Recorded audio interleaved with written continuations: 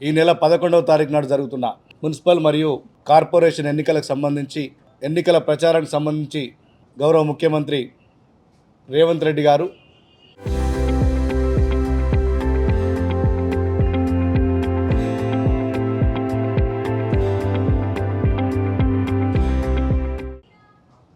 ఈ నెల 5వ తారీఖు నాడు ఉమ్మడి కరీంనగర్ జిల్లా చొప్పదండి నియోజకవర్గంలో బహిరంగ సభ నిర్వహిస్తున్నాం.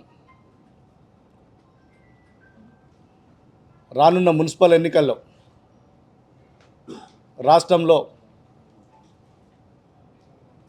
ప్రతి మున్సిపాలిటీలో కాంగ్రెస్ పార్టీ జెండా ఎగరవేసే లక్ష్యంతో గత 2 సంవత్సరాల నుంచి మేము చేసిన అభివృద్ధి సంక్షేమం గురించి వివరించడానికి, రానున్న 3 సంవత్సరాల్లో చేయబోయే అభివృద్ధి గురించి ముఖ్యమంత్రి రేవంత్ రెడ్డి గారు కరీంనగర్ జిల్లా ప్రజలతోటి సమావేశం కావడానికి నిర్ణయించుకున్నారు. ఈ సమావేశానికి మన జిల్లా ఇన్ఛార్జ్ మంత్రివర్యులు తుమ్మల నాగేశ్వరరావు గారు, శ్రీధర్ బాబు గారు, పొన్నం ప్రభాకర్ గారు, అడ్లూరి లక్ష్మణ్ కుమార్ గారు, ఈ జిల్లాకు సంబంధించినటువంటి అందరు శాసనసభ్యులు, కార్పొరేషన్ చైర్మన్లు, లైబ్రరీ చైర్మన్లు, మార్కెట్ చైర్మన్లు, వివిధ హోదాల్లో కాంగ్రెస్ పార్టీలో ప్రభుత్వం ఉన్నటువంటి వివిధ హోదాలు ఉన్న అందరూ కూడా హాజరు కాబోతున్నారు.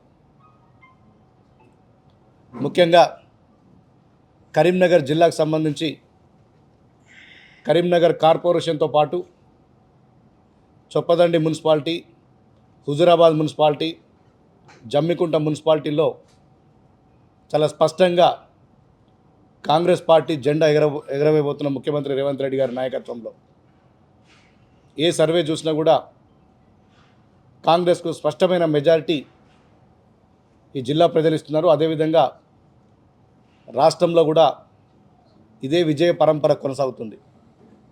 2023 శాసనసభ ఎన్నికలప్పుడు ఆనాడు బీఆర్ఎస్ను గద్దె దింపి కాంగ్రెస్కు అధికారం కట్టబెట్టిన పంచల్లి ఈ రాష్ట్రంలో కాంగ్రెస్ పార్టీ జైత్రయాత్ర కొనసాగుతుంది.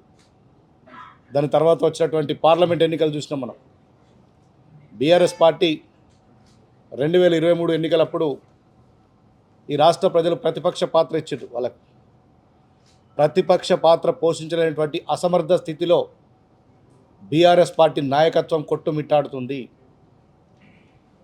ప్రతిపక్ష పాత్ర కూడా సరిగ్గా పోషించట్లేదని అసెంబ్లీ ఎన్నికల తర్వాత కొద్ది మాసాలకే 4-5 నెలలకే జరిగిన పార్లమెంట్ ఎన్నికలు చూస్తే మేము ఉద్యమ పార్టీ, రాష్ట్రాన్ని చాలా అభివృద్ధి చేస్తామని చెప్పి గొప్పలు చెప్పుకున్నటువంటి బీఆర్ఎస్ పార్టీని ఈ రాష్ట్రంలో గుండు సున్నాకు పరిమితం చేసింది. దాని తర్వాత అప్పుడే కంటోన్మెంట్ ఉప ఎన్నిక వచ్చింది. శాసనసభ సాధారణ ఎన్నికలప్పుడు మేము కంటోన్మెంట్లో 3rd ప్లేస్లో ఉండే, కానీ ఉప ఎన్నికకు మేము పెద్ద ఎత్తున విజయం సాధించినాం. దాని తర్వాత జూబ్లీహిల్స్ ఎన్నికలు ఏదేదో సర్వేలు చేసి మైండ్ గేమ్ ఆడి ఇక మేము గెలిచినాం, ఈ ఒకటి డిక్లరేషన్ ఒకటే తక్కువ ఉంది అన్న భ్రమలు కల్పించారు కేసీఆర్, కేటీఆర్ గారు, హరీష్ రావు గారు. కానీ ఈ రాష్ట్రంలో ఏ ఎన్నికలు వచ్చినా కూడా ప్రజలంతా కాంగ్రెస్ వైపే ఉన్నారు. జూబ్లీహిల్స్ ఎన్ని డ్రామాలు ఆడినా, ఎన్ని అబద్ధాలు చెప్పినా, ఎంత మైండ్ గేమ్ ఆడినా కూడా చివరికి కాంగ్రెస్ పార్టీ 25,000 మెజార్టీకి పైగా గెలిచిన సందర్భాన్ని మనం చూసినాం. 2023 డిసెంబర్ నుంచి ఈ జైత్రయాత్ర కొనసాగుతుంది. మరో 10 ఏళ్ళు ఈ రాష్ట్రంలో ముఖ్యమంత్రి రేవంత్ రెడ్డి గారి నాయకత్వంలో ఎవరెన్ని కుట్రలు చేసినా, ఎవరెన్ని డ్రామాలు చేసినా, ఎవరెన్ని అబద్ధాల ప్రచారాలు చేసినా ఈ రాష్ట్రంలో మరో 10 ఏళ్ళు రేవంత్ రెడ్డి గారి నాయకత్వంలో కాంగ్రెస్ పార్టీ అధికారంలో ఉండబోతుంది. నేను మీ అందరికీ ఒకటే విజ్ఞప్తి చేస్తున్నా, మున్సిపల్ ఎన్నికలు కానీ, కార్పొరేషన్ ఎన్నికలు కానీ కాంగ్రెస్ పార్టీలో చాలామంది అప్లై చేసుకున్నారు. ఆశించడం తప్పు కాదు, నాయకత్వం కోరుకోవడం తప్పు కాదు, పోటీ చేయాలనుకోవడం తప్పు కాదు. కానీ ఒకసారి పార్టీ డిసైడ్ చేసిన అభ్యర్థులు ఉన్నాక ఎవరైనా ఇండిపెండెంట్లు ఉంటే దయచేసి అందరూ కూడా విత్డ్రా చేసుకొని కాంగ్రెస్ పార్టీ ఎవరికైతే అధికారికంగా బీఫామ్ ఇస్తుందో వాళ్ళందరూ కూడా మీరు సపోర్ట్ చేయవలసిందిగా నేను విజ్ఞప్తి చేస్తున్నాను. ఎందుకంటే కాంగ్రెస్ 3 సంవత్సరాలు, దాని తర్వాత మరో 5 ఏళ్ళు కూడా ఈ రాష్ట్రంలో కాంగ్రెస్ పార్టీ అధికారం ఉంటుంది. నేను ఎందుకు చెప్తున్నా అంటే ఏం చేయనటువంటి కేసీఆర్ 10 సంవత్సరాలు ఇచ్చినప్పుడు ఈ రాష్ట్రంలో మేము అనేక సంక్షేమ పథకాలు, రైతు సోదరులకు 2 లక్షల రుణమాఫీ కావచ్చు, రైతు భరోసా కానీ, మరీ ముఖ్యంగా ప్రతి పేదోడింటికి 200 యూనిట్ల లోపు కరెంటు వినియోగించుకునే ప్రతి పేదోడింటికి ఉచిత కరెంట్ ఇవ్వడం, 10 ఏళ్ళు వాళ్ళకి అధికారం ఇస్తే కనీసం ఒక రేషన్ కార్డు ఇవ్వలేనటువంటి దద్దమ్మలు బీఆర్ఎస్ వాళ్ళు. మేము అందరికీ కూడా రేషన్ కార్డులు ఇచ్చినాం, సన్న బియ్యం ఇచ్చినాం, ఇలా నిరుద్యోగులకు ఉద్యోగాలు ఇస్తున్నాం. ఇలా ఎన్నో సంక్షేమ పథకాలు అభివృద్ధిలో ఇలా భారతదేశంలోనే తెలంగాణ రాష్ట్రం ఒక రోల్ మోడల్ స్టేట్గా వెలిగిపోతుంది. ఇన్ని చేస్తున్నాం కాబట్టి మేము చాలా సగర్వంగా చెప్పుకుంటున్నాం. మా ముఖ్యమంత్రి గారి నాయకత్వంలో మరొకసారి ఈ రాష్ట్రంలో మొన్నటి కంటే కూడా అధిక స్థానాలు గెలుచుకొని మరొకసారి అధికారం చేపట్టబోతున్నాం. కష్టపడ్డ ప్రతి కార్యకర్త కూడా పార్టీ న్యాయం చేస్తుంది, కడుపులో పెట్టుకుంటుంది. సందర్భం వచ్చిన ఎక్కడ నామినేటర్లో కానీ మిగతా సందర్భాల్లో కానీ ప్రతి కార్యకర్తను పార్టీ కాపాడుకుంటుంది. నేను మొదటి నుంచి చెప్తున్నా, కొన్ని విన్నింగ్ ఎబిలిటీ ఉన్న అభ్యర్థులను కొంత సెలెక్ట్ చేయడం జరుగుతుందని చెప్పి ఆ సందర్భంలో కొంతమందికి అవకాశం రాక బాధపడవచ్చు. ఆ బాధ ఎవరికైనా ఉంటుంది. కానీ దయచేసి అందరూ కూడా ఈ పార్టీ మీది, మాది, మనందరిది. ఈ పార్టీని మనం కాపాడుకోవాలి. ఈ పార్టీ ఉంటేనే తెలంగాణ ప్రజలకు కానీ పేదోళ్ళకు కానీ న్యాయం చేసే పార్టీ కాంగ్రెస్ పార్టీ. అందరూ లార్జర్ ఇంట్రెస్ట్లో ప్రతి ఒక్కరు కూడా కాంగ్రెస్ పార్టీ గెలుపుకు సహకరించాలని చెప్పి నేను కోరుకుంటున్నా.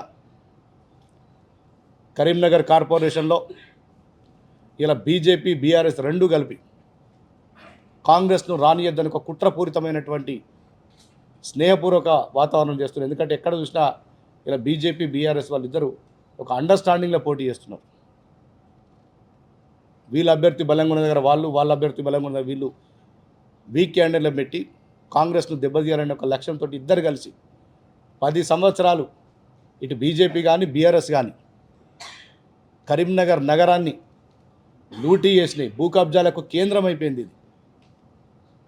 ఇలా కరీంనగర్లో ఒక చిన్న ఉద్యోగి అయినా, చిన్న వ్యాపారస్తులైన ఒక చిన్న ఫ్లాట్ కొనుక్కుంటే రక్షణ లేనటువంటి పరిస్థితి ఉన్నాయి.